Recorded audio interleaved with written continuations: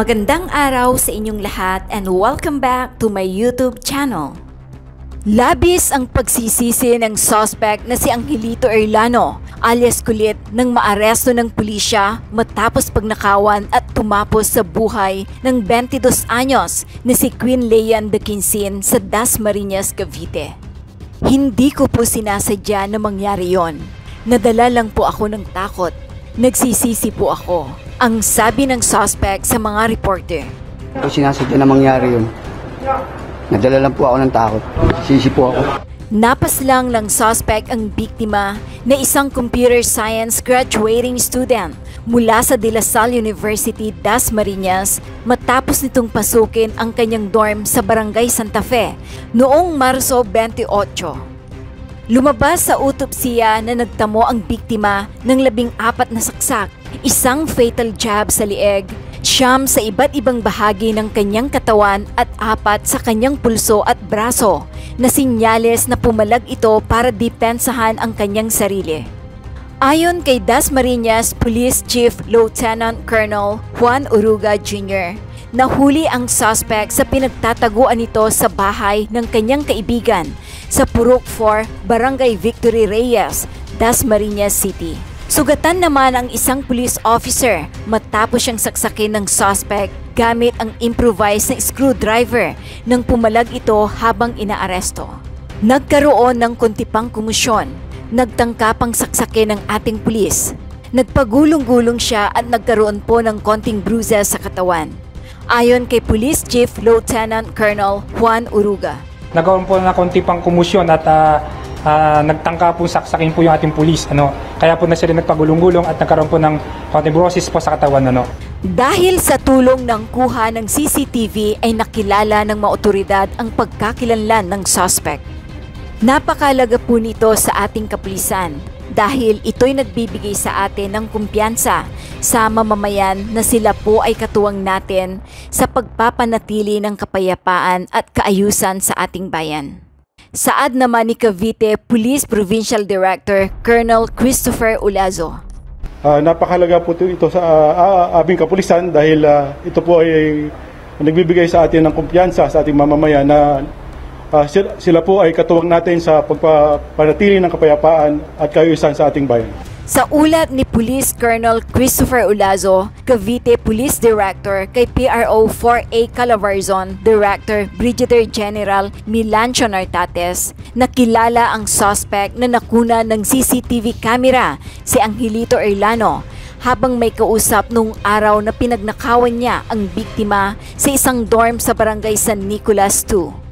Ayon kay RD Nartates, ang mabilis ng pagkaaresto sa suspect ay dahil sa patuloy na pagsusuri ng kapulisan sa mga CCTV hanggang sa na-recover ang kamiseta na ginamit ng suspect at isang backpack sa pagsalakay sa kanyang bahay noong Miyerkules. Ayon naman kay PNP Chief General Rodolfo Azurin Jr. na may kasong pagnanakaw na rin si Erlano noong nakaraang taon. Sinabi pa rin ni Police Brigadier General Nartates na malaking bagay din ang pabuyang aabot sa 1.1 million pesos para sa impormasyong sa makakapagpaturo sa salarin. Nag-ambag ng tig 100,000 sina Cavite 4th District Representative Elpidio Barzaga Jr. at Dasmariñas Mayor Jennifer Barzaga, habang nag-alok ng 300,000 ang pamahalang lungsod. Nauna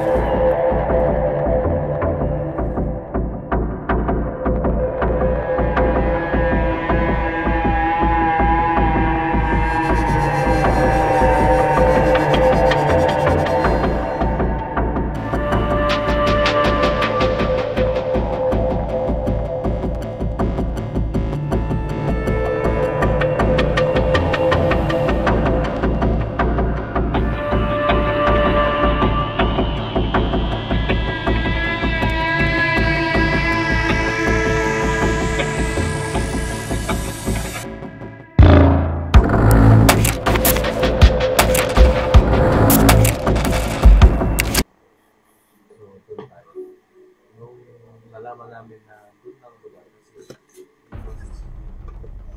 kasi pakita ng kapal, hindi na lumabas sa lugar na yan. So, dire-diretso tayo may makita na so, dire-diretso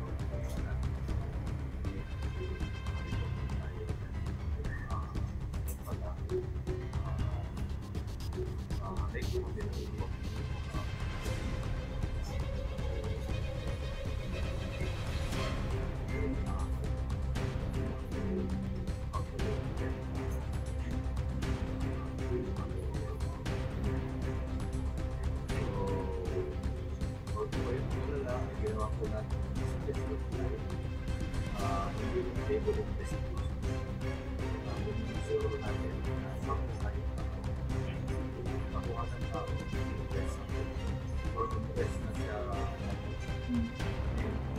evidence ko ay yung type kami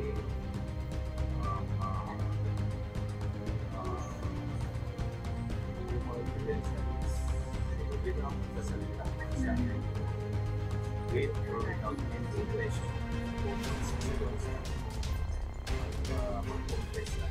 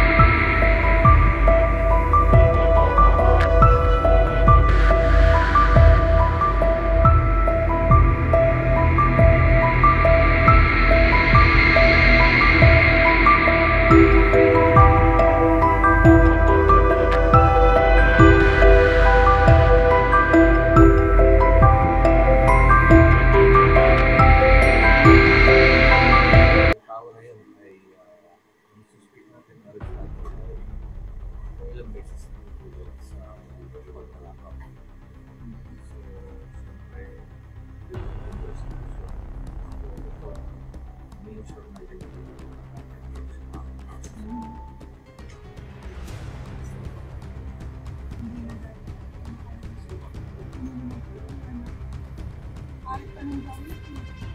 Hindi na may bakit ito sa Islamic dalaga. Pinalog sa amin. Kahit sa iyo.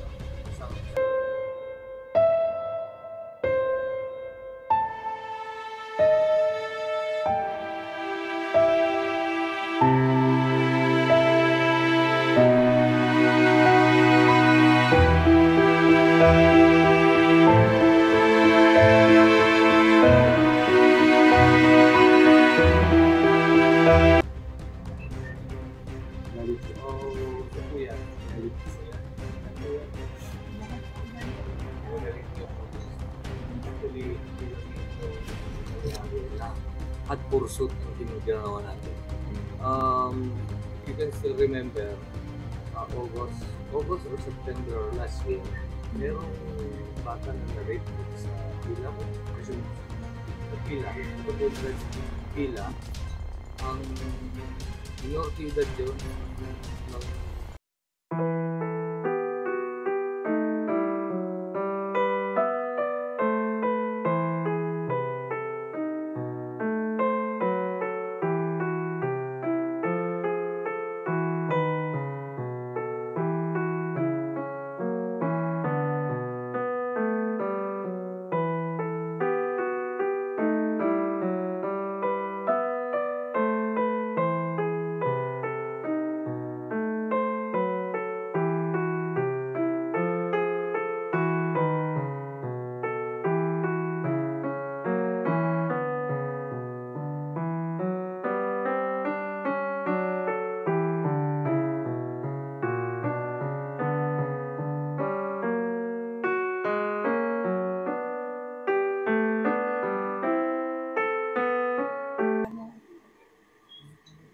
nakakahinga-hinga kasi nahuli siya. Para din po sa panatagan ng ibang family na nag-alala dahil po sa ganyan. Kasi ibang family, ibang parents nagpunta po sa amin. So nagkaroon sila ng tama. So yung iba, inuwi na nila sa family. So ngayon nagkaroon ng awareness. At least sana magkaroon ng added security sa bawat dormitories. Hindi kasi sapat yung CCTV. CCTV na, kung gano'n na din. Sana magkaroon ng preventive program. Yun nga, nagtataka nga ako from another building to building. Nakatalog siya sa Spider-Man. So, pag makikita niyo yung picture from other cases na nakulong sa kaba niya, mayat siya pag pumasok ng kulungan, paglabas siya pagkaba, then after a while, pwede naman yung kumagamit niya. So, depende yung marami talaga yung epekto ng drone. Kaya marami din tayo ng drone na nagtrabaho tayo. Kasi yan, buhay ng drone na tayo. Drone na talaga. Drone talaga yan. Sisira ng isip, ng daming at buwan.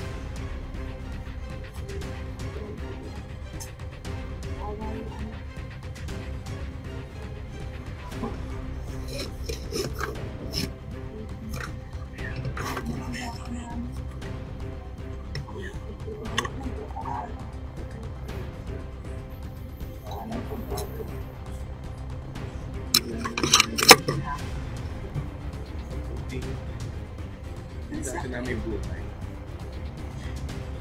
Ilan naman kami, wala kaming ibang gusto kong bingo, makaparan namin yung anak namin. Tapos kaya, magiging masaya na sana siya, pero tingnan mo naman ang ginawa. Tapos walang kwentang tao yung umako sa buhay ng anak namin. Kahit buhay niya, hindi sapat pa pagbayaran eh, pero pag-usahan na lang. Dadasal na lang namin siya. Habang buhay na lang sana na hindi na lang siya talaga makalabas. Sir, tanong natin kung mag-action nito sa mabilis yung action PNP sa mga officials, may mga pagyayaring agad na ito. Nakipagsalamat nga po at tinutukan ng government natin, PNP. Tulong-tulong sila. So malaki pasasalamat po sa gobyerno natin. Masaya kami, masaya kasi pinagpipray ko lagi yung bago man lang yung anak ko, mailibig. Yung ano na yung case niya, mahuli na talaga. Pero ito, binigay talaga ni Lord na action agad. Kaya talagang masaya kami kahit paano. Nahuli na ang bilis. Sobrang bait. Kahit kanino niya ipagtanong. Sobrang simple ng anak ko. Walang ibang gusto. Kundi na mag-aral. Yung kumanta. Quiet kasi siya sa Lasal eh. Kaya yung mga kakoral na nandito, lahat nag-iiyakan. Ang sinasabi niya, talagang napakabait ng anak namin kasi yun naman talaga siya, napakabait na anak. Kaya nagtaka talaga nga ako nung araw na yun kasi everyday, nag-chat po siya sa amin every morning, walang patigyo. Pag nag-chat na ako sa group chat, naging po agad reply agad siya sa amin. Tapos nung araw na yun talagang parang 9, 10, 11, wala na nagagalit na ako. Meron na. Kasi first time yun. Tapos yung mga bandang 3 a.m., 3 p.m., tumawag yung si Mars. Sabi niya kung nag-contact na daw yung anak ko sa amin. Sabi ko, hindi pa nga, nagagalit na nga ako. Lumabas ba? Kasi alam ko mag-gym. Kasi yun yung paalam nung gabi sa papa niya. Sabi niya, chinek na sa CCTV, hindi lumabas yung anak ko. So sabi ko, pakicheck, pakipuntahan sa room. Kasi doon niya baka masama yung pakiramdam. Sabi agad sa akin, ayoko, kasi ninenervous ako. Nagalit ako, sabi ko, bakit ka ninenervusin? Pacheck lang, kasi baka mamaya nahihilo. Ay di, pakitawag kasi, kakausapin ko. Kung may nangyayari, pupunta kami para mabigyan ko ng gamot kung ano man. Ayaw niya. Nag-iba na ang ano ko, bakit ayaw niya? Lagi-lagi naman nakikisuyo ako sa kanya na paki-check yung anak ko.